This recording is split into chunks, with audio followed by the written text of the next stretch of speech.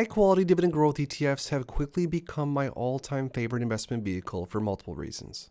Now this is because they offer massive diversification with a simple click of a button into huge basket of stocks that offer investors like myself massive exposure to many different high quality names without having to go through and manually litter my own portfolio with hundreds of different holdings. Now they also offer dividends from day one, which I personally love the cash flow to use to reinvest into more dividend growth ETFs, but someday I'm looking to use this cash flow, these dividends, to cover things like bills or life expenses when it comes time to retire. But when it comes to investing into different dividend growth ETFs, there can be some confusion on which are the best and which are worth sinking your hard-earned money into. Now in this video, we are going to dig into 3 of the best high quality dividend growth ETFs in my opinion that offer massive price return potential, dividends from day one, diversification, and of course my personal favorite, dividend growth. Now stick around until the end when I unveil which of these dividend growth ETFs is truly the king of all dividend growth ETFs once and for all. I just finished my brand new dividend investing ebook where I share exactly how I went from 0 to now over 7 figures invested, and also on how I earned more than $6,000 per month in dividends. I also finished my custom dividend tracker that you can use to track your dividend income progress on an ongoing basis. So make sure to grab yourself a copy of my dividend investing ebook and the new dividend tracker today. It's the first link in my description. Now the first dividend growth ETF to go through, this one's very popular and this one happens to be one of my favorite, is the Schwab US Dividend Equity ETF or SCHD. Now some stats on SCHD, the total expense ratio is 0.06%, so very cheap to own. The fund's objective is to track as closely as possible before fees and expenses the total return of the Dow Jones US Dividend 100 Index. Now when it comes to SCHD, it pretty much crosses off everything and anything a dividend growth investor would want to have exposure to. The ETF has grown over time in price, considering around 10 years ago, this ETF was trading around half of what it is right now. The ETF also has a really strong basket of holdings, around 100 different stocks in all, although the holding breakdown isn't necessarily ideal during at least the most recent time in the markets. And this is because the top sectors are things like industrials, financials, healthcare, consumer defensive, technology. Then the rest of the ETF is made up of things like consumer cyclical, energy, communication, basic material, and utilities. Now the top 10 holdings in SCHD aren't necessarily ideal, depending on who you're asking. But there still are a lot of high quality names in here. Things like Broadcom makes up the majority of the ETF as of right now. Then we have things like Amgen, Verizon, Home Depot, AbbVie, Coca-Cola, Texas Instrument, Merck, then BlackRock, Pepsi, and others. Now one of my favorite aspects about SCHD though, and this is what makes this ETF very hard to beat in my opinion, the trailing 12-month dividend yield is 3.52%, which is a very decent starting dividend considering all the other things this ETF has to offer. But on top of that, if you look at the dividend growth rate that SCHD has, we're looking at a 9.43% on the 3-year CAGR, a 13% on the 5-year, and 11.39% on the 10-year. So basically during any time frame historically, this ETF has paid more and more cash flow to investors in the form of dividends quarterly, which I absolutely love, being more of a dividend focused investor. The next potential dividend growth king is VYM, or the Vanguard High Dividend Yield ETF. Now this ETF is also super high quality and has a product summary that says seeks to track the performance of the FTSE High Dividend Yield Index, which measures the investment return of companies characterized by high dividend yields. Also, it says provides a convenient way to track the performance of stocks that are forecasted to have above average dividend yields.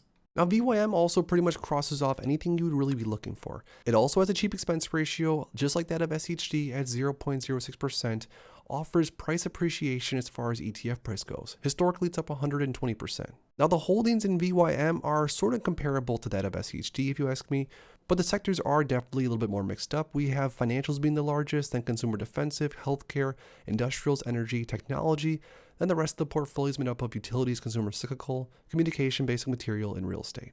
Now the top 10 holdings of VYM are things like JP Morgan, ExxonMobil, we have Broadcom, Johnson & Johnson, Procter & Gamble, the Home Depot, Merck, AbbVie, Chevron, and PepsiCo. Now the difference between VYM and SCHD so far, there's a lot more holdings in VYM, so there is going to be more diversification, which can definitely help in times where, say, 10, 20 of these names might not be having all that great of a year. Now, VYM also is not lacking in the dividend department, offering above a 3% trailing 12-month dividend yield, which offers investors decent cash flow from day one, especially considering they're getting the diversification and the potential price appreciation for this ETF.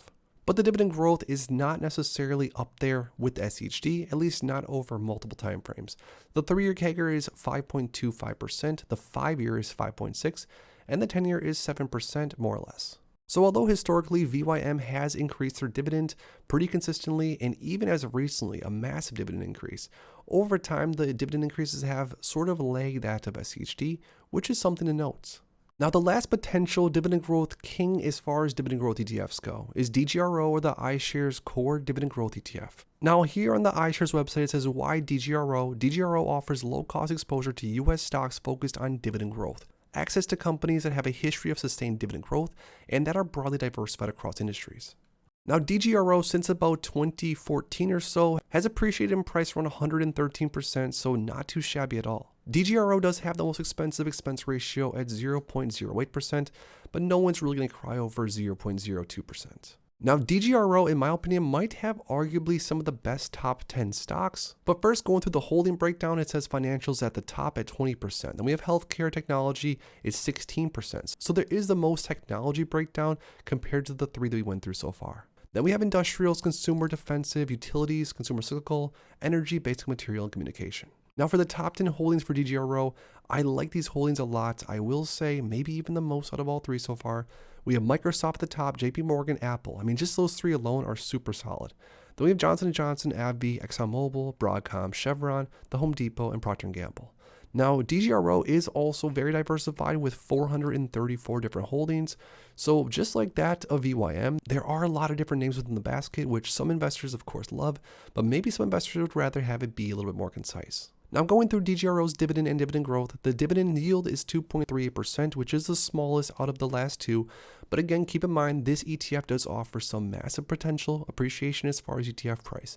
And also the dividend growth rate is massive. Trailing 12-month dividend growth rate, 12.04%. So the dividend for DGRO has grown substantially year over year.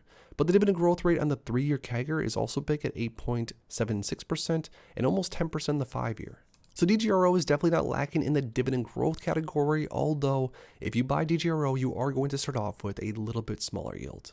So now that we went over SCHD, VYM, and DGRO, explained what each of these ETFs have to offer, it's now time to stack them all up side by side, use the metric total return as the metric. So this is dividends plus price return included, and see which of these we can truly name the dividend growth king, at least as of right now. Now, before we go through and unveil which one's going to be the winner, I want you guys to comment down below real quick, which is your favorite out of these 3 personally. So as far as total return goes, year-to-date performance, DGRO is number 1 at almost 10% return. Then we have VYM at 5.3 and SCHD at 3.7. Over the last year time frame, DGRO still at top at 9%, then VYM at 5.3, then SCHD at 3.6. But over the past 3 years, things changed a little bit. VYM is now the leader at 33% return, then SCHD number 2 at 30, then DGRO at 29. Now last but not least, over the 5-year time frame, SCHD comes out number 1 at almost 89% return, then DGRO at 80%, then VYM at 63% return, which is crazy. So there we have it. SCHD is still and remains the dividend growth king as far as at least total return goes over the last 5 years. But now I want to hear from you guys down below. Out of SCHD, VYM, and DGRO, if you could only hold on to one of these ETFs for the rest of time for whatever reason, which one would it be and why? Drop the ticker in the comments down below. If you enjoyed this video, make sure to please drop a like and subscribe for more future content like this. Thanks as always for stopping by, and if you are interested in investing, make sure to check out these recent videos I posted right here.